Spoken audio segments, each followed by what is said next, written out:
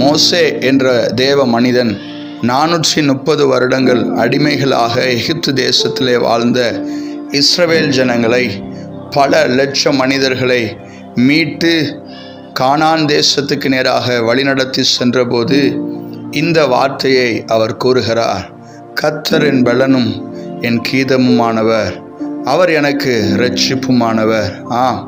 இந்த பூமியிலே மனிதர்கள் அநேகர் தன்னுடைய பலத்தை, தன்னுடைய திறமையை பெரிதாக கூறுகிற நாட்களிலே கர்த்தர் என் பலன், கர்த்தர் என் கீதமுமானவர், கர்த்தர் எனக்கு இரட்சிப்புமானவர் என்று சொல்லுகிற கூட்டம் சில கூட்டங்கள் மாத்திரமே.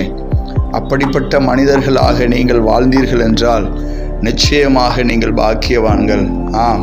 இந்த பூமியிலே நம்முடைய பெயர் பிரஸ்தாபத்தை பார்க்கிலும் இயேசு நமக்கு பலனாக இருக்கும்போது நிச்சயமாக நாம் பாக்கியவான்கள், நாம் பாக்கியவதிகள்.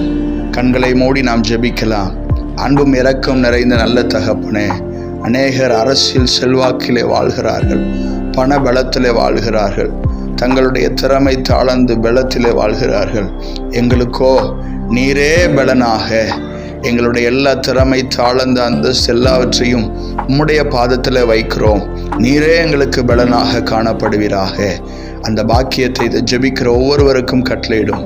இயேசு கிறிஸ்துவின் இன்ப நாமத்தில் ஜெபிக்கிறோம் நல்ல பிதாவே, ஆமென். God bless you. கர்த்தர் உங்களை ஆசீர்வதிப்பாராக. கர்த்தர் உங்களை கொண்டு பெரிய காரியத்தை செய்வாராக. ஆமென்.